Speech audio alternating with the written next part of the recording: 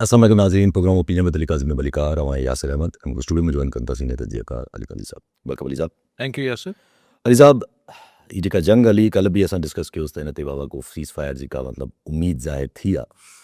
और रात जो ही ख़बरूं आयूं अचानक सां दर तकड़ पइजी वई ख़बरुनि में। पहिरां फाइनेंशियल टाइम्स क्लेम कयो त पाकिस्तान, पहिरां इसराइली अख़बार क्लेम कयो, पोइ फाइनेंशियल टाइम्स हुनखे खयो त पाकिस्तान मीडिएशन करे थो पियो। पाकिस्तान पहिरां त टिनि मुल्कनि जा नाला आहिनि, पाकिस्तान, टर्की ऐं इजिप्ट, ऐं त हलंदो रहियो पोइ त वरी ॻाल्हि इहा निकिती त भई इस्लामाबाद जे अंदरि बि कोई मीडिएशन या टॉक्स थींदा बि जंहिंमें पाकिस्तान होस्ट करणु वञे थो पियो। पोइ असांजी फॉरेन ऑफिस बि चयो त बाबा असांखे अगरि ॿई राज़ी आहिनि त no problem, Pakistan is all for it.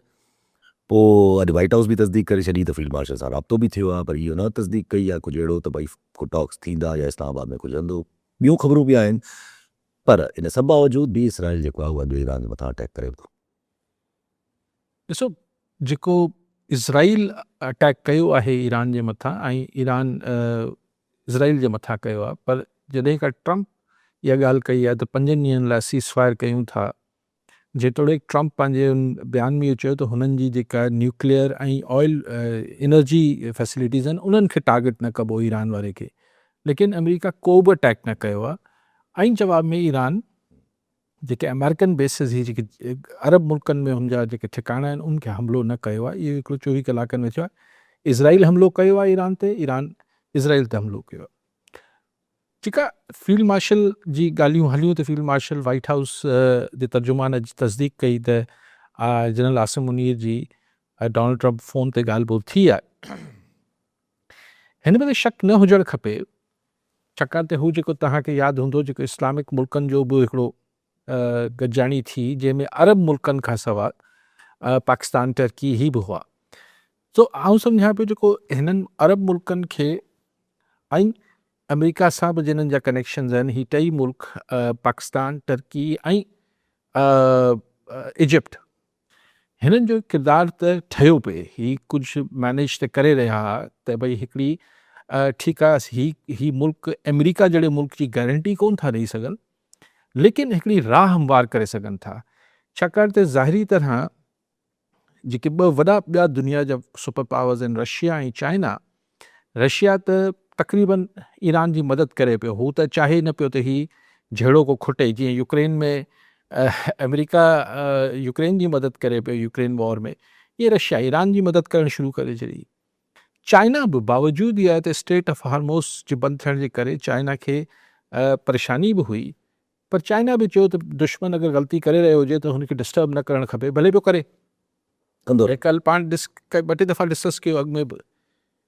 त पोइ हाणे ही जेके निस्बतन घटि ताक़तवर मुल्क आहिनि ऐं जेके ईरान जा 2 मुल्क पाड़ेसरी बि आहिनि, टर्की बि पाड़ेसरी आहे ऐं पाकिस्तान बि पाड़ेसरी आहे, ऐं जेके इज़राइल जे नेक्स्ट निशाने ते बि आहिनि। इजिप्ट त मुर्गो इज़राइल जे भर में वेठो आहे, पर उहो अमेरिका जी सालसी जे करे इजिप्ट खे लेकिन किथे न किथे ग्रेटर इसराइल अगरि ठहिणो आहे त इजिप्ट खे बि परेशानी हूंदी किथे अंदरि इज़राइल मां। त हिननि टिनी मुल्कनि हिकिड़ी कोशिशि कई पई त ईरान फॉल न करे।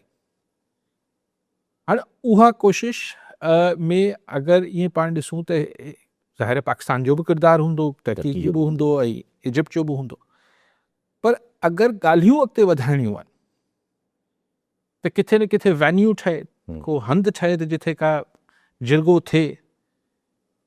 उन में ख़ुदा ख़बर त टर्की या इजिप्ट पाण थोरे पोइते हटिया आहिनि या पाकिस्तान खे अहमियत ॾिनी हुई आहे, छाकाणि त पाण खां वॾे खे जे मामले में पवणु जेको आहे, कॾहिं कॾहिं तव्हांजी नियत छिक बि हुजे पर उहो ॻिची में ॻाल्हि अची वञे थी। अमेरिका बहादुर आहे न, पोइ ही सुभाणे के मतिलबु अगरि इहे ॻाल्हि न ठहियूं त उनमें पाकिस्तान जो ई को मनफ़ी किरदारु ॻिची में पइजी वञे, लेकिन हू नोज़। ऐं की थी सघे त ईरान इहो चयो हुजे त असीं इस्लामाबाद में वधीक कंफर्टेबल थींदासीं। सो ॻाल्हियूं जेतोणीकि भले ईरान चए त असां सां अमेरिका न पियो ॻाल्हाए, ये कल्ह बि पाण थोरो हल्को डिस्कस कयो त ट्रंप चए थो असांजी ईरान सां ॻाल्हियूं हलनि पियूं, ईरान चए थो असांजी अमेरिका सां ॻाल्हियूं न पियूं हलनि। आउं सम्झां त ॿई कूड़ न पिया ॻाल्हाइनि। अमेरिका जॾहिं चए थो ॻाल्हियूं हलनि पियूं या ही चवनि था ईरान त ॻाल्हियूं न पियूं हलनि, ॿई कूड़ न पिया ॻाल्हाइनि, छाकाणि त ॿिन्ही जूं डायरेक्ट ॻाल्हियूं न पियूं थियनि। ही जेको बि पाकिस्तान आहे, इजिप्ट आहे, टर्की आहे, जेको बि मुल्क पियल आहिनि विच में, ही हुननि जी मार्फत गुफ़्तगू बि थिए ऐं हुनजी साबिती ईअं मिले थी त ट्रंप चए थो मूं 15 नुक़्ता रखिया आहिनि, ईरान जे प्रेसिडेंट चयो मूं 6 स्ट्रेटेजिक असांजा जेके शर्त आहिनि उहे रखिया आहिनि, त कंहिंजे साम्हूं रखिया आहिनि? त ही मसवदा ऐं प्रपोज़ल्स ऐं नुक़्ता जेके आहिनि वाया इस्लामाबाद या वाया अंकारा या वाया कायरो हे हिक ॿिए ॾे वञनि पिया, त ॻाल्हि ॿई सही पिया कनि, हू बि सही पियो करे त ॻाल्हियूं ट्रंप चए पियो त ॻाल्हियूं सही हलनि पियूं, ईरान बि ठीकु आहे त असांजी अमेरिका सां सिधियूं ॻाल्हियूं न पियूं हलनि, पर ॻाल्हियूं त थियनि पियूं टेक्निकली डिप्लोमेटिक लैंग्वेज में ठीकु आहे, उहो चवनि त ॿई सही आहिनि मुंहिंजे ख़्याल में। सो हाणे ही जेके विच वारा आहिनि ही अगरि छाकाणि हिकिड़ो सीज़फायर खे 24 कलाक गुज़री विया आहिनि, त हाणे अगरि ही ॻाल्हियूं थियणियूं आहिनि, अगरि पहिरीं ही जेको ट्याकड़ आहिनि, मिसाल लेट्स से फ़िलहाल पाकिस्तान में पाण वेठा आहियूं, पाकिस्तान ही फ़िलहाल जो नालो घणो हले पियो, लेट्स से कि इस्लामाबाद ही ट्याकड़ी करे पियो, त हाणे जीअं ई ज़ाहिर अमेरिका बि 15 नुक़्ता रखिया आहिनि, त असल हुनजा नुक़्ता त 2 या 3 आहिनि, बाक़ी त ॻाल्हियूं रखबियूं आहिनि। ईरान बि 6 ॻाल्हियूं करे पियो, त दरअसल हुनजी 2 या 3 ॻाल्हियूं आहिनि, हिकिड़ी ॻाल्हि आहे न, ॿ या टे ॻाल्हियूं, 2 ॻाल्हियूं त आहिनि ईरान वटि बि अहम, त उहो पोइ छांटी थींदियूं। मुंहिंजो जेको अंदाज़ो आहे त हू ट्याकड़ जेको आहे, मिसाल इस्लामाबाद आहे, त इस्लामाबाद पोइ हुनखे हिननि जे साम्हूं अचण खां पहिरीं उहे ॻाल्हियूं छांटी थी वेंदियूं, त जीअं जॾहिं ही वेहनि मेन मुद्दा हुजनि साम्हूं, त जेको अॻु में ही ॿिन्ही जे इत्फ़ाक़ राय थियल हुजे उहे ॻाल्हियूं थियनि, थी सघे थो त सिधो वरी बि न ॻाल्हाइनि, हिकिड़े कमरे में अमरीकी कुशनर ऐं विटकॉफ ऐं ही वेठा हुजनि, हिकिड़े कमरे में ईरानी स्पीकर ऐं जंहिंजा नाला हलनि पिया फ़िलहाल उहे वेठा हुजनि, ऐं पाकिस्तान हिननि जी ॿुधी अचे पोइ हिननि खे ॿुधाए, जीअं ओमान में थी रहियो जी जी, त हू हुनजी ॿुधी अची अमरीकियुनि जी ईरानियुनि खे ॿुधाईंदा, ईरानियुनि जी ॿुधी अची अमरीकियुनि खे ॿुधाईंदा, पर फ़िलहाल अञा उहा नौबत बि लेवल न आयो आहे जो भर वारे कमरे में ॿई वेही सघनि। उन लाइ हिकिड़ी प्रिमिनरी ही शइ थिए पई, त पहिरीं त इहो आहे त सीज़फायर थिए, उहो थी वियो। हाणे हिन खां पोइ जी मंज़िल आहे त ही जेके हू 15 नुक़्ता चवनि पिया, 6 पिया चवनि, हाणे श्रिंक थी अची 2 या 3 नुक़्तनि ते ॻाल्हि बीहे, उन में बि अधु रज़ामंदी ॿिन्ही जी अॻु में ई थी वञे, पोइ 2 कमरनि में विहारे या रूबरू विहारे पोइ ही मामला थिए। सो इहो ई थींदो, इहो ई थियणु, मतिलबु इहो ई थींदो, सम्झा की इहो ई थियणु घुरिजे। टेक्निकली ईअं त न आहे त बसि 2 स्कूल जा माण्हू आहिनि, ॿार आहिनि, विड़ी पिया आहिनि, ॿिन्ही खे भाकुर पाराए छॾिबी, ज़ाहिर स्टेजिस आहिनि। So on the face of it ज़ाहिरी तरह त शयूं सही सिमत में वञनि पियूं। हाणे इज़राइल जेको आहे, छाकाणि त हुनखे मतिलबु हुनजा टारगेट्स त मीट ई न थिया, वारो ई नथो खाए जैसे Iran Israel will be A spoiler, हू हिन सॼे जेको ठा थिए पियो हिन खे बिगाड़ण लाइ छा छा करे सघे थो, इहो पार्ट 2-3 ॾींहंनि में ॾिसी वठंदासीं। सुहेल शेख कराची मां। जी शेख साहब, छा चाहींदा? तव्हांखे सलाम ऐं कई साहब खे सलाम ऐं तव्हां खे मुबारक हुजे। मुंहिंजा 3 सवाल आहिनि यासिर। नंबर 1 मुंहिंजो इहो सुवालु आहे जेको मौजूदा सूरत हाल हले पई जंहिं जे हवाले सां ईरान ऐं अमेरिका जी, इसराइल जी, त जेके कंडीशन्स रखियूं आहिनि ईरान अमेरिका सां, छा अमेरिका उन ते बीहंदो, US स्टेट उन ते बीहंदी, ऐं ॿियो छा इहे जेके कंडीशन्स आहिनि, शर्त आहिनि, पाकिस्तान उन्हनि खे मञाईंदो इन्हनि खां, ट्रंप खां?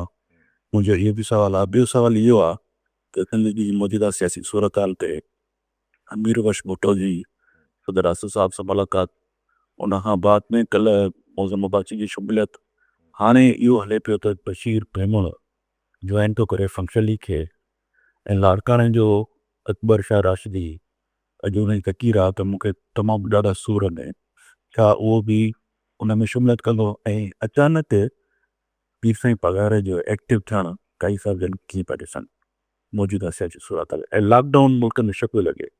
इहो सुवालु आहे।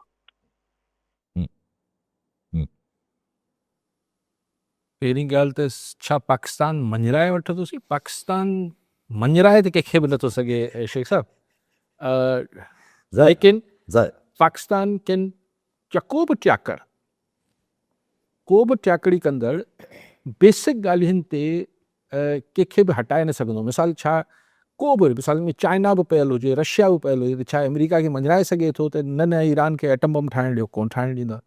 पर छाकाणि त जेको असल मुद्दो आहे अमेरिका जो ज़ाहिरी तरह उहो आहे त ईरान एटम बम न ठाहे, त हू त चवनि था असांजो फ़तवा आहे त असीं कोन ठाहींदासीं। हाणे सिर्फ़ु इहा जेको यूरेनियम हुननि इनरिच करे वरितो आहे त चलो हुननि खे पहिरीं बि त हिन फ्रांस खे ॾेई छॾियो न ईरान वारनि, जॾहिं पोइ भेरे बि जेको हुननि जो वधीक इनरिच थी वियो उन्हनि फ्रांस वारनि खे ॾेई छॾियो, हींअर बि कंहिंखे ॾेई छॾींदा। न्यूक्लियर कैपेबिलिटी ही मतिलबु अमेरिका जी फेस सेविंग या थी वेंदी, हू पोइ भेरे बि थी पए, हू चवनि पिया असीं अञा घटि करे छॾियूं था पंहिंजी इनरिचमेंट, ज़ीरो करे छॾियो ईरान न मञंदो। सो इहे ॻाल्हियूं बिल्कुलु चिटियूं आहिनि, इहो को केर बि दुनियावी ताक़त त ॿिन्ही खे नथी मञाए सघे, सो ॿिन्ही खे लचक त ॾेखारणी पवंदी। स्टेट ऑफ हॉर्मुज़ ते अगरि ट्रंप साहिब जी ख़्वाहिश आहे त मूंखे बि उते थोरो इहो चौधरी बणाए विहारियो, तव्हां ईरान खे सॼी दुनिया खे सोड़ो कयां, सवाल ई नथो पैदा। हीअ सिर्फ़ु ईरान जी ख़ुदि त न वेंदी, हीअ त दुनिया, हीअ सॼी मिडल ईस्ट ऐं सॼी चाइना जापान, हिननि जी जापान त वीचारो उअं ई अमेरिका जो मुहताज आहे, पर चाइना जी हू ख़तमु थी वेंदी। सो इहो त मुमकिन न आहे। हाणे जेको ईरान सुभाणे हिन ते टैक्स हणणु चाहे थो, इहो डोमेस्टिक मसइलो आहे, हिन सां हुनखे प्रॉब्लम न हूंदी ट्रंप खे। पोइ इहा त ईरान जा जेके बैलिस्टिक मिसाइल जो प्रोग्राम आहे हेॾो, हाणे त ॾिसो हीअ त वरी अलॻि बहस आहे, पोइ अॻिते हली कयूं था त ख़ुदि मिलिट्री इंडस्ट्रियल कॉम्प्लेक्स आहे, जेको दुनिया में जेको चयो वञे थो त हिननि सॼी दुनिया में इंतिशार ऐं जंगियूं पखेड़ण में हिन मिलिट्री इंडस्ट्रियल कॉम्प्लेक्स जो वॾो हथु हुजे थो, छाकाणि त हुनजो सामान विकिरो थिए थो, हुनजो वखर विकिरो थिए थो। हाणे त इहा ख़ुदि बहस थींदी त ही $100 मिलियन $200 मिलियन जा जहाज़ ठाहियूं था, F-35 हेॾा वॾा मिसाइल, 35,000 जो जेको ड्रोन कमु करे पियो, ऐं तव्हांजा ही नंढा नंढा मिसाइल जेके ईरान यूज़ करे पियो, त पोइ ही billions and billions of dollars जी हिन जी कारज कहिड़ो रहिजी वियो आहे, हिकिड़ी अलॻि बहस आहे, उहा दुनिया में थिए बि पई बहस। त उन ते छा चवंदा ईरान खे? बैलिस्टिक मिसाइल हिकिड़ो जेको आहे उहो को अगरि ॿिए कॉन्टिनेंट ताईं वञण वारी रेंज ख़तमु करण जी ॻाल्हि, हा उहो ईरान मञी वठंदो त असां न मारियूं था अमेरिका खे, ऐं हींअर ईरान वटि कैपेसिटी बि कोन्हे त ईरान ताईं पहुची सघे। त अमेरिका ऐं ईरान जा इशूज़ 200% हल थियण जोगा आहिनि। मसइलो आहे इज़राइल जो। इज़राइल छा घुरंदो? हुन टेबल ते अमेरिका ई इज़राइल जी नुमाइंदगी बि करे रहियो हूंदो। अगरि हू चए थो त ईरान मां जीअं ईरान इहा गारंटी तहफ़ुज़ घुरंदो त मूं ते आईंदा अमेरिका हमलो न करे, ईअं अमेरिका ईरान खां इहो गारंटी घुरंदो त आईंदा तूं जेको आहे उहो इज़राइल ते या हिननि सऊदी मुल्कनि ते, अरब मुल्कनि ते तूं हमला न कंदे। हाणे इते बहस इहा शुरू थींदी त गारंटी ॾेई केरु थो सघे? केरु गारंटी ॾेई सघे? त ॻाल्हि इहा आहे त मैकेनिज़म डेवलप थींदो आहे न शयुनि जी, त भई लॉजिक ख़तमु, रीज़न ख़तमु करे छॾियो हमला करण जो। उन रीज़न्स में छा छा अची सघे थो? मिसाल हिज़बुल्लाह खे ईरान डिसोन करे, हमास खे करे, इहो कॾहिं कंदो? इहो ॿुधायो त पेचीदगियूं जेके ॻाल्हियुनि में ईंदियूं, कुझु पंहिंजे साम्हूं ईंदियूं, कुझु पंहिंजे साम्हूं न ईंदियूं, ऐं अहिड़ी ॿियूं बि पेचीदगियूं हूंदियूं। मिसाल ईरान भले 6 नुक़्तनि में सैंक्शन्स जी ॻाल्हि न करे, जेके अमेरिका उन ते 40 सालनि खां सैंक्शन हणी पाबंदियूं हणी वेठो आहे, भले न चए हिन 6 नुक़्तनि में, ईरानी सदर चया आहिनि उनमें न आहे इहा ॻाल्हि, लेकिन बंदि कमरे में छो न चवंदो त भई हीअ कहिड़ी फज़ीलत आहे, बंदि ख़तमु कयो इहो। सो इहे पेचीदगियूं आहिनि, तंहिंजे करे एॾो सवलो बि न आहे, लेकिन ॿिन्ही ज़ोर हणी ॾिसी वरितो आहे। ईरान खे इज़राइल ऐं अमेरिका गॾिजी ख़तमु त कोन करे सघिया। छाजी रिजीम चेंज, छाजा असांखे तबाह करे छॾिया आहिनि। रोज़ हिकिड़ो 35,000 जो मोकिले थो ड्रोन, ऐं हीअ हिते $15 मिलियन जा जेके मिसाइल उन ड्रोन जे पोयां लॻाइनि था। सो इहो लेकिन फॉर इज़राइल इहो हिकिड़ो अनफिनिश्ड बिज़नेस रहिजी वियो, जेको हुन 35 साल नेतन्याहू जो हो त ईरान खे फ़लस्तीन ठाहे छॾींदसि। उहो उनजो ख़्वाबु अधूरो रहिजी वेंदो, उहो हिकिड़ो तंहिंजे करे हू इनखे ख़राबु बि करण जी कोशिशि कंदो। शेख साहिब ॿी कहिड़ी ॻाल्हि पई? ॿी ॻाल्हि कई साईं त अमीर बख़्श भुट्टो न। सभु इहा आसिफ़ ज़रदारी ऐं इहे सभु मिलनि था पिया पाकिस्तान। बाक़ी त उहो थिए न कंडीशंस जेके आहिनि उहे अमेरिका मञींदो या न मञींदो, ट्रम्प राय सघंदो आहे। पहिरीं ॻाल्हि इहा हुई साईं जी। ॿी ॻाल्हि अमीर बख़्श भुट्टो ऐं बक़ाया सभु पीर पगार साहिबु एक्टिव छो था थियनि?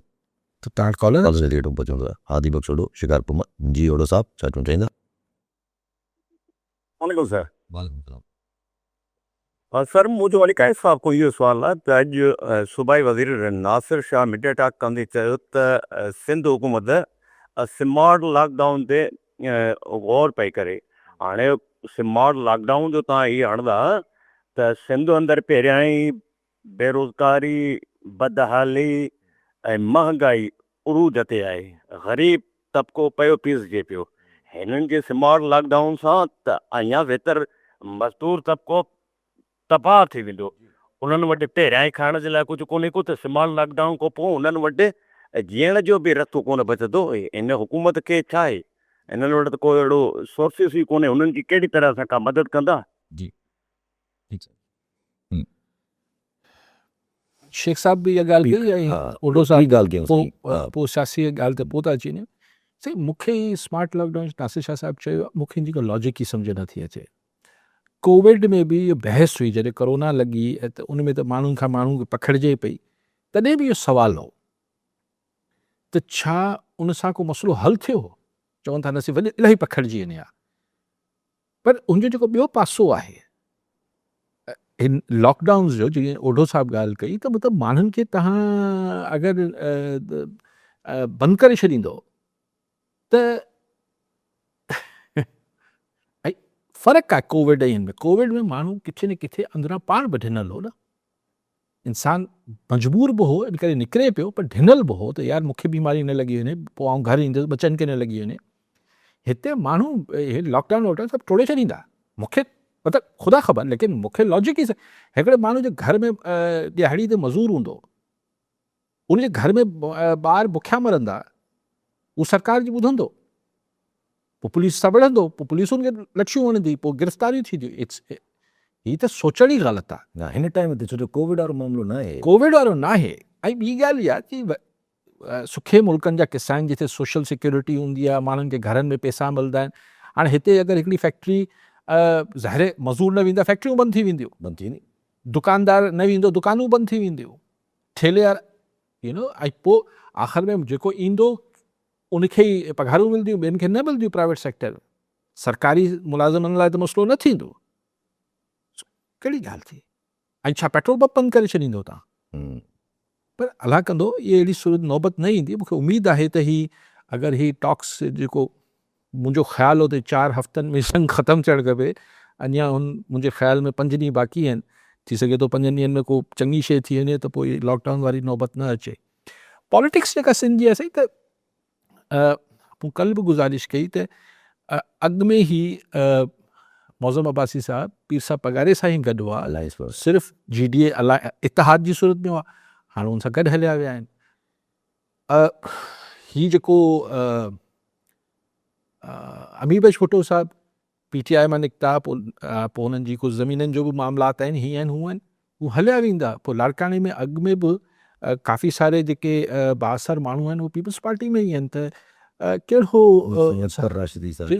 हा हाणे हीअ जेका ॻाल्हि कनि पिया अकबर राशिदी साहिबु, मूं कल्ह टियों ॾींहुं जेका प्रेस कॉन्फ्रेंस हुई पीर साहिबु पगारे सां गॾु, मूं ॾिठो त अकबर राशिदी वेठल हो, पर हिन पाण में माइट बि आहिनि, माइट आहिनि।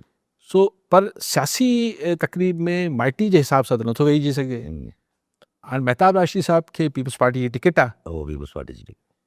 अगरि नाराज़ आहिनि या इहो हिन खां पोइ शायदि नाराज़गियूं दूरि करे वठनि राशिदी साहिबान जूं पीपल्स पार्टी, त पोइ किथे ई नथा वञनि। पर अगरि नाराज़गी ख़तमु न थींदी, सही ॾिसो पहिरीं फंक्शनल में हुआ, फंक्शनल हुआ, पोइ फंक्शन कुझु वठी न पियो ॾेई सघे, ऐं फंक्शनल वारनि खे पावर न पियो मिले, त हिननि खे बि न पियो मिले। पर हिननि खे रिज़र्व सीट ते त महताब राशिदी साहिब खे ॾिनी ही फंक्शन लीग MP जी पहिरें नंबर ते रखियो, जॾहिं की उनमल मतिलबु एतिरी पुराणी माइटी खे हला हुआ। लेकिन बहरहाल जेको ॾेई सघिया पे ॾेई सघिया पे। पर लोकल पॉलिटिक्स में हुकूमत अगरि तव्हां गॾु न आहे त तपेदार मुख़्तियारकार SHO ही जेका सियासत हूंदी आहे उहा तव्हांखे ॾुखी थी वेंदी आहे। सही फंक्शनली हिकु एक्टिव ज़ाहिर पीर साहब खे थियणो आहे। ॾिसो शेख साहब ॻाल्हि इहा आहे त पाण हिकिड़ी ॻाल्हि मां घणो कुझु ॻोल्हे सघूं था, लेकिन अञा माहौल उहो नज़र न पियो अचे जंहिं तरफ़ तव्हां शायदि हिंट कयो पिया या इशारो ॾियो पिया त को सिंध में को वॾो को थियण वारो। बाक़ी हिकिड़ो इशारो मूं कल्ह शो पंहिंजे प्रोग्राम जे आख़िर में ॾिनो हो त हाणे वफ़ाक़ी हुकूमत में खे बचाइण लाइ पार्लियामेंट क़ौमी असैम्बली में हाणे पीपल्स पार्टी जे वोटरनि जी ज़रूरत न आहे नवाज़ लीग खे। हुकूमत जी कंटिन्यूएशन में हुकूमत हलाए सघनि था। आइन में तरमीम लाइ पीपल्स पार्टी जी ज़रूरत आहे या PTI जी। अगरि 28 तरमीम जीअं आणणु चाहिनि पिया वफ़ाक़ी हुकूमत वारा या जेके बि आणण वारा आहिनि, उते पीपल्स पार्टी अगरि सपोर्ट नथी करे त पोइ हू चवंदा त पोइ तव्हांजी ज़रूरत ई न आहे, हुकूमत लाइ त असांखे उहो ई तव्हांजी ज़रूरत न आहे, त पोइ तव्हांजी हाणे असां तादी बि न आहियो। त पोइ सिंध में मुख़्तलिफ़ ही बि हिकिड़ो थोरो माहौल बि ठाहिबो आहे थोरो छिरकाइण लाइ त ॾिसो पोइ ही सभु कुझु थी सघे थो। पोइ मुख़्तलिफ़ फैक्टर्स सिंध में थींदा, या त पीपल्स पार्टी राज़ी थींदी या पीपल्स पार्टी राज़ी न थींदी, त पोइ पीपल्स पार्टी लाइ सिंध हुकूमत में यानी पीपल्स पार्टी सां मुराद सिंध हुकूमत लाइ पोइ थोरा ॾुखिया ॾींहं ईंदा। लेकिन हिन में अञा ही दिल्ली दूरस्त आहे। विच में जूनियर ज़ुल्फ़कार जी ॻाल्हियूं पार्टी ठहण जी, हा, विच में ज़ुल्फ़कार जूनियर जो बि लॉन्च थियण जी ॻाल्हियूं आयूं, अलाए किथे किथे वई ॻाल्हि। त आऊं हिननि ॻाल्हियुनि खे एतिरो तकड़ में जेको मूं पाण अची ॾाढी मूं कई आहे, त मूंखे इहे ॻाल्हियूं कॾहिं कॾहिं सिर्फ़ु ईअं हिकिड़ा हू बि लॻंदा आहिनि, फिलर्स बि लॻंदा आहिनि, त ॾिसूं छा आहे त चेक कजे। थोरो ॾियण लाइ बि त हुनखे कुझु हुजे न, वरी थोरो कयो। ऐं ॿी ॻाल्हि त ही अञा ही ईरान वारा किस्सा आहिनि, ही महीनो ॾेढ इहो हिन में खाई वेंदो, इंशाल्लाह ठा बि थी वियो त बि इहे एतिरो सवलो कोन्हे। ऐं अञा दिल्ली दूरस्त आहे। जी हा, अहिड़ी का फौरी शइ मतिलबु ईअं हफ़्ते 15 ॾींहंनि में थींदे कुझु बि नज़र नथो अचे। ऐसा ॿ ॻाल्हियूं ज़रा फ़िलहाल स्ट्रेट फॉर्वडली अगरि ॾिसजे त अगरि पाकिस्तान इज़ होस्टिंग ऐं अगरि इहे जंग अहिड़े तरीक़े सां वञे थी त ॿ ॻाल्हियूं आहिनि। अगरि ईअं सम्झिजे त ईरान खे त ज़ाहिर आहे हिन वक़्तु सभ खां वधीक जेका रिक्वायरमेंट हूंदी त बाबा ॿीहर अटैक तव्हां न कंदो, कम अज़ कम इहा असांखे यकीनदानी किथां मिले त छा would there be a possibility कि चाइना बैकिंग हुजे पाकिस्तान की? छो चाइना जो कॉमेंट बि आयो त अगरि पाकिस्तान करे थो पियो त it's a very welcoming sign. China त ईअं ई रहंदो आहे, साम्हूं बयान कोन ॾींदो आहे, पर चाइना जो यकीनन गोहेड हूंदो ऐं चाइना जो इन्फ्लुएंस बि इस्तेमालु थींदो ईरान ते, उहो सभु कुझु शयूं थींदियूं। गारंटी छा थींदी आहे यार? गारंटी कीअं ॾेई सघो था तव्हां? कंहिंजे माण्हुनि जी ॾेई सघो था? न, गारंटी त नथा ॾेई सघो, पर एटलीस्ट हिकिड़ो ॾिसी रीज़न ख़तमु थियणो आहे। उहो हिकिड़ो रीज़न इहो ख़तमु थी वियो, हिकिड़ो थींदो आहे त यार आऊं तबाह करे छॾींदुसि, आऊं तबाह कई यार, तव्हां इज़राइल नेतन्याहू जेका लॉबी करे रहियो त पाण कंदासीं, पाण तबाह करे छॾींदासीं, हुते माण्हू निकिरी ईंदा, पोइ हीअ थी वेंदो, पोइ रिजीम चेंज थी वेंदी, पोइ पंहिंजा माण्हू रखंदासीं, फलाणे खे रखंदासीं, पोइ हितां हीअं कंदासीं, पोइ हितां हू कंदासीं। हिकिड़ी मनसूबाबंदी हुई, उहा तशफ़ी थी वई अथनि 24-25 ॾींहंनि में, त अहिड़ो त कुझु नथो थिए। ऐं जेके इज़राइल में बम किरनि था उहो को मज़ाक त न आहे न। पर मिसाल ही को हिकिड़े ॾींहं में हिन जा असरात बि न। मिसाल हाणे ईरान शर्त रखे थो त हितां अदा बंदि करे छॾे अमेरिका, अमेरिका बंदि कंदो छा? तकड़ में त कोन कंदो। हुनजी हेॾी वॾी मार्केट आहे, उहो हथियार मतिलबु $3 ट्रिलियन जा हथियार हिन अरब सॻोरनि खे अमेरिका विकिया आहिनि गुज़िरियल 2-4-5 सालनि में। $3 ट्रिलियन। सऊदी एनालिस्ट त चवनि था त सऊदी इंटेलिजेंसी आहे या सऊदी जेका असांजी हुकूमत आहे उन वक़्तु सोचे थी पई सीरियसली कि वॉर जे एंड खां पोइ वी हैव टू चेंज रिलायमेंट। उहो त उन खां पोइ वी आर बल्कि उहो प्रोसेस शुरू थी वियो आहे त न्यू वर्ल्ड ऑर्डर जो। उहो त हिकिड़ो अलॻि बहस आहे न यासिर, उहो त ज़ाहिर आहे, छाकाणि त हीउ ख़ुदि हिकिड़ो बहस आहे त अच्छा अमेरिका पोइ हिते हटी वियो, अच्छा अमेरिका जा हितां अॾा बि हाणे पोइ ईअं नाले मात्र रहिजी विया, उन पंहिंजी प्रायोरिटीज़ मिडल ईस्ट मां चेंज करे छॾियो, त पोइ पेट्रोल डॉलर किथे वेंदो? एग्ज़ैक्टली। अच्छा, पेट्रोल डॉलर खां पोइ ख़ुदि जेको अगरि हिन ख़िते जो हींअर हेजमॉन केरु आहे, मतिलबु केरु चङो मुड़ुसु केरु आहे इलाइक़े जो? हाणे पोइ त चाइना उभरी ईंदो न। ईरान ईरान ख़ुदि ऑब्वियसली मिडल ईस्ट जो त ईरान। मिडल ईस्ट लाइ त पोइ ईरान हू ताक़त थी उभरंदो यस की भई हिकिड़े पासे या इज़राइल सां ठहो या मूंसां ठहो। यस वेरी ट्रू जेको इज़राइल हिन वॉर जे ज़रिए हिकिड़ो आख़िरी जेको हुनजो कॉम्पिटिटर हो, जेको हुनजो मदे मुक़ाबिल हिकिड़ो मुल्क बीठल हो ईरान, हुनखे अगरि ज़ीरो करे वञनि हा त पोइ इज़राइल जो जेको ग्रेटर प्लान हो उहो थिए हा।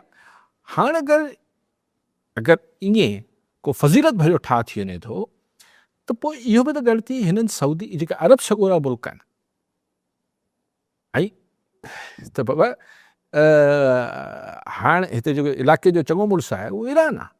लेकिन बहरहाल उन पाकिस्तान केतिरो टैक्टिकली ऐं पाकिस्तान जी छाकाणि त डिफेंस पैक्ट थियल आहे, उहो बैलेंसिंग फैक्टर्स हूंदा, लेकिन अरबन लाइ त नचो थी पियो न यार। ट्रिलियंस ऑफ डॉलर अमेरिका खे ॾिनासीं, उनजा अॾा ठाहियासीं, सभु पंहिंजे माण्हुनि जी बि तनक़ीद ॿुधीसीं, मुस्लमान मुल्कनि जी बि तनक़ीद ॿुधीसीं, तव्हां 2 लख माण्हू गज़ा में मारे छॾिया, असां अखर न कुछियो, पोइ फेर बि हुननि लाइ बि हिकिड़ो डलम आहे त हिकिड़े पासे चलो अमेरिका मां हथु कढनि, पोइ ईरान जी हा तॾहिं त वरी पोइ कुझु माण्हू सजेस्ट ॾियनि था त सऊदी ईरान टर्की ऐं पाकिस्तान को ब्लॉक ठहे जंहिंमें कॉलर था तारिक अली सियाल जैकोबाद हैदराबाद मां। जी सियाल साहब छा चवंदा?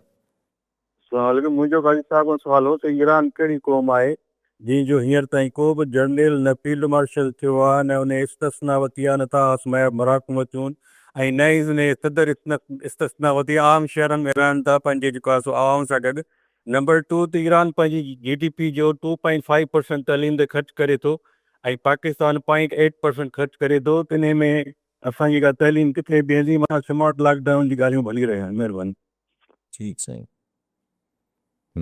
सियाल साहिब इहे सभु तव्हांजो हिकिड़ो पंहिंजो ओपिनियन हो, इनमें सवाल त कोई बि कोन्हो, पर जेके त ॻाल्हियूं कयो पिया उहे ठीकु आहिनि, फैक्चुअली ठीकु आहिनि। फैक्चुअली ईरान में दवाऊं बि सस्तियूं आहिनि, ईरान में ज़ाहिर ऑयल बि सस्तो आहे, ईरान जी लॉ एंड ऑर्डर तमामु हिन जंग खां पहिरीं बहितर हुई, लेकिन माण्हू नाराज़ बि आहिनि ईरान सां। ईरान जा माण्हू ई पंहिंजे रिजीम खां हिकिड़ो वॾो हल्को नाराज़ बि आहे, पर हिकिड़ी अलॻि बहस आहे। तो थींदो आहे जनरली बि ऐं पर्शिया जेको आहे, पर्शियन अंपायर रही आहे 1000 साल खां मथे हिकिड़ी क़ौम जेको आहे उन हिकिड़ो पंहिंजो सभु कुझु प्राइड आहे, हिकिड़ो पंहिंजो हिकिड़ो तक़द उहो आहे। सो यस सही था चओ। अच्छा अॻिते हलूं ज़रा अॼु ट्रम्प हाणे ज़रा इहे सभु ॻाल्हियूं त पंज आहे न, ट्रम्प खे हिकिड़ी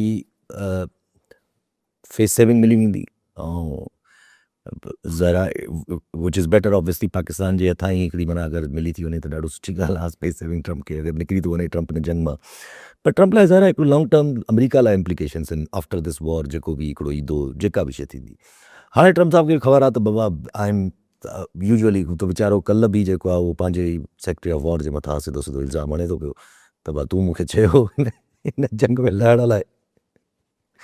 ॾिसो जैसे कारोबार में हूंदो आहे त नुक़सानु थी वियो, को तव्हां फ़ैसिलो कयो न नुक़सानु थी वियो। हाणे उनखां पोइ जेको कारोबारी माण्हू कॉर्पोरेट सेक्टर ते उहे कट द लॉसिस, यस तव्हां नुक़सानु त थी वियो आहे, मिसाल 100 रुपए जो नुक़सानु थी वियो आहे, पर अगरि असां हीअं न कयोसीं त हीउ नुक़सानु 500 रुपया थी वेंदो, त पोइ उनखे कट द लॉसिस कबो आहे। ट्रम्प जेको हीउ करे चुको आहे या अमेरिका ट्रम्प एडमिनिस्ट्रेशन ई जेको कुझु करे चुकी आहे, हुन सां अमेरिका खे जेको इंटरनेशनल आइसोलेशन मिली आहे ऐं जेको डोमेस्टिकली अंदरि बि पंहिंजो वोट बैंक जी सपोर्ट घटि थिए उथी वियो आहे। हाणे इहो छा 2 सूरतूं आहिनि, या असीं बसि ज़िद में अड़िजी वियासीं ऐं तबाह करे छॾियोसीं पूरो सभु कुझु, या नुक़सानु घटाइजे, फ़ाइदो न थियो, अच्छा अचो नुक़सानु घटायूं। स कट द लॉसिस में आउं सम्झां थो त हू इहा ई सोच हुन वटि अचे पई, न ज़ाहिर पहिरीं त 4 नाला खईं, कल्ह रुॻो हिन जो नालो खईं, अलाए छा नालो पीट हेग्सवर्थ, उहो आहे बि मश्करो हिकिड़ो सभु रिटायर्ड फौजी अलाए छा आहे न फॉक्स न्यूज़ जो हा उहो जेको हुयो। सो मश्कर असां वटि अलाए छा लेवल आहे यार, इहे मतिलबु फॉक्स टीवी जे माण्हुनि खे। सो हाणे ख़ैर हुते त टक कार्सन खे चवनि पिया त हीअ हाणे प्रेसिडेंशियल इलेक्शन विड़े हा उनखे बि चवनि था त आउं जेके गुज़ारिश करणु चाहियां पियो उहे करणु चाहियां पियो त हीअ पंहिंजो हाणे नुक़सानु लॉजिक इहा चए थी, मंतक इहा चए थी त हीअ उणिवीह करे बि अरिड़हं करे बि ट्रम्प हिन मां निकिरणु खपे। ट्रम्प खे जीअं मूं चयो मज़हबी हिकिड़ो अगरि हू आहे अक़ीदो आहे, कुझु आहे जीअं नितिन याहू वटि आहे, हाणे उन ते त बहस नथा करे सघनि। ॾिसो न अक़ीदनि ते बहस त कोन था थी सघनि, पर लॉजिकली दुनियावी मंतक में पाण पहिरीं ॾींहं खां चऊं पिया पर अञा जंग शुरू न थी त मूं चयो पिया त अमेरिका खे वारो कीअं थो खाए.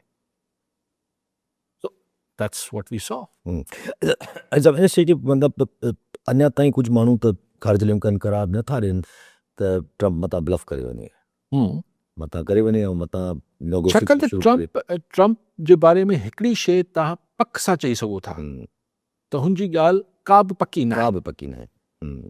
One thing you can predict about President Trump is he is unpredictable. यानी ही जेको सीज़फायर जो ऐलान कई हिन खां को 24 कलाक पहिरीं चई त 48 कलाक ॾियां थो सफ़ा न त तबाह करे छॾींदुसि ऐं 24 कलाकनि जो पोइ अच्छा भला ठा कयूं. त हिन माण्हू जे बारे में हिकिड़ी ॻाल्हि तव्हां पक सां चई सघो था त हिनजी का बि ॻाल्हि पकी न आहे.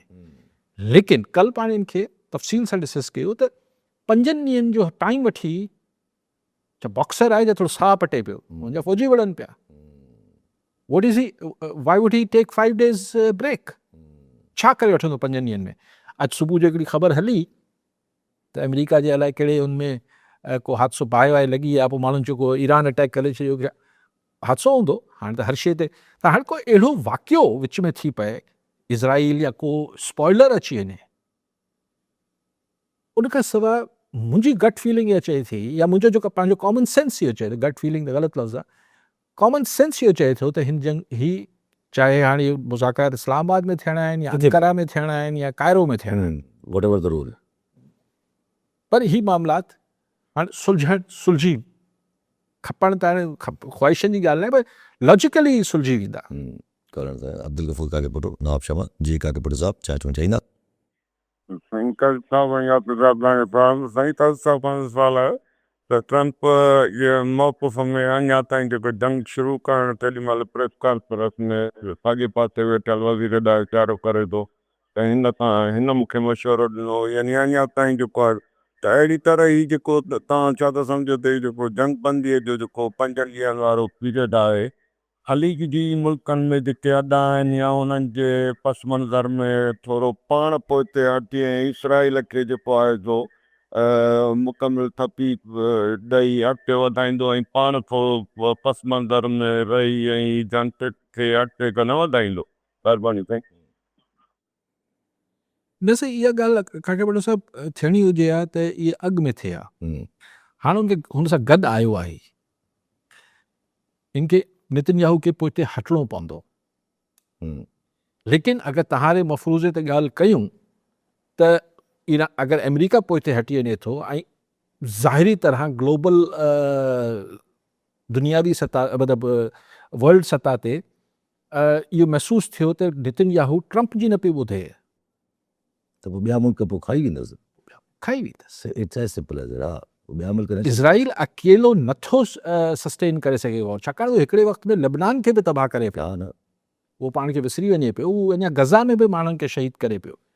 उहो मूंखे ॾुखियो लॻे थो इज़राइल, छाकाणि त हुन वटि हिकिड़े अक़ीदे ते उहो जंग विड़े पियो, तंहिंजे करे का बि मतिलबु हुन मां तव्हां एक्सपेक्ट करे सघो था. ख़ैर हाणे त माण्हू अक्सर बेशतर इहो ई प्रिडिक्ट कनि था पिया त बसि नेतन्याहू हिन इलेक्शन में हारींदो, जेका अचणा अथसि हिन साल, ऐं जेल बि वेंदो. छाकाणि त हू उनखे सदर इज़राइल जो सदर उनखे माफ़ी न पियो ॾिसंदसि नथो ॾिएसि. इंट्रस्टिंग सूरत हाल थिए थी. सभु हिकिड़ो नंढिड़ो वाक़ियो अॼु पाण वटि अचिजे त हिकु त सभु पाण वटि सिंध लॉकडाउन जी ॻाल्हि थी, ॻाल्हायो बि हुन ते तफ़सीली थी, पर मिठी में SSP साहिबु हिकिड़ा पोइ अलाए कावड़ा ई अलाए छा आहे, पोइ गिरफ़्तारी कंदा अथव छापा वरितो न. हाणे इहो जेको मिठी वारो किसो जेको तव्हां SSP मिठी जेको पुलिस जो जेको थिए पियो, मूंखे सम्झ न पई अचे. जेको सहाफ़ी या को सोशल एक्टिविस्ट कुझु कमेंट लिखे थो, उनखे FIR करे छॾींदसि, पीका में केस करे छॾींदसि, गिरफ़्तारियुनि लाइ छापा, माण्हुनि खे खंबण.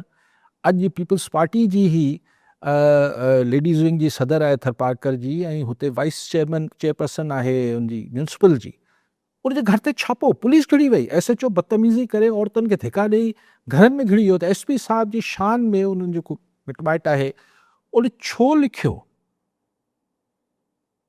मूंखे पुछियो, मूं चयो भई SSP छा, जंहिंसां पहिरीं दफ़ो पोस्टिंग मिली आहे.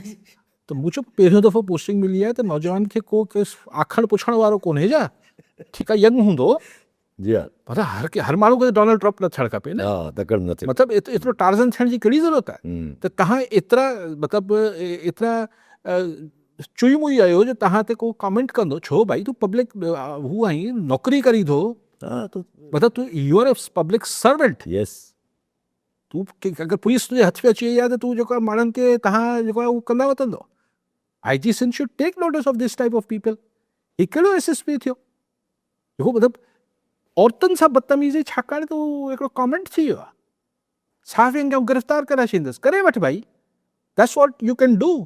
पंहिंजनि छाकाणि त पहिरियों दफ़ो पोस्टिंग मिली आहे, पर ASP हूंदा आहिनि, CS ऑफिसर खे थोरो घणो त सम्झ हूंदी आहे।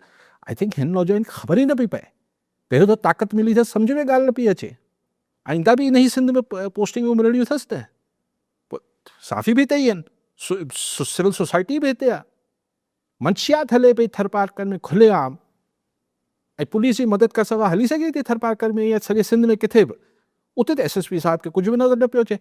SP साहिब जी शान में या पुलिस जी शान में को लिखंदो त असां गिरफ़्तार करे थो, वॉट इज़ दिस?